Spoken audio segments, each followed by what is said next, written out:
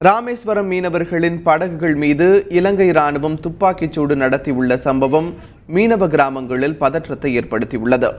ராமேஸ்வரம் சுற்றுவட்டாரத்தை சேர்ந்த 800க்கும் மேற்பட்ட மீனவர்கள் 200 படகுகளில் மீன்பிடிக்க கடலுக்கு சென்றனர். இவர்களில் 60 படகுகளில் சென்ற மீனவர்கள் கச்சத்தீவு அருகே மீன்பிடித்துக் கொண்டிருந்த போது அங்கு வந்த இலங்கை கடற்படையினர் மீனவர்கள் மீது துப்பாக்கிச் சூடு நடத்தியதாக கூறப்படுகிறது. மேலும் இங்கு வந்து மீன்பிடிக்க கூடாது என்று தங்களை எச்சரித்து விரட்டி அடித்ததாகவும் கரை திரும்பிய மீனவர்கள் இலங்கை கடற்படையினர் மீது சரமாரியாக குற்றம் சாட்டினர். கடலுக்கு போகும்போது நான் மதியம் 1 மணி இருக்கும். 1 மணிக்கு போய் அங்கனக்குள்ளே 2 மணி நேரம் ரன்னிங்கில் போய் கச்சத்தீவு அருகில் வலை வைக்க போனோம். வலை வைக்க மேலே ஸ்ரீலங்கா நேவி 4 கேஷ் போட்டு மறைச்சி வலை வைக்க விடாமல் திருப்பி அனுப்பி விட்டாங்க. அதில் ஒரு போட்டு ஃபயர் பண்ணி கொஞ்சம் சேதாரமாயிருக்கு.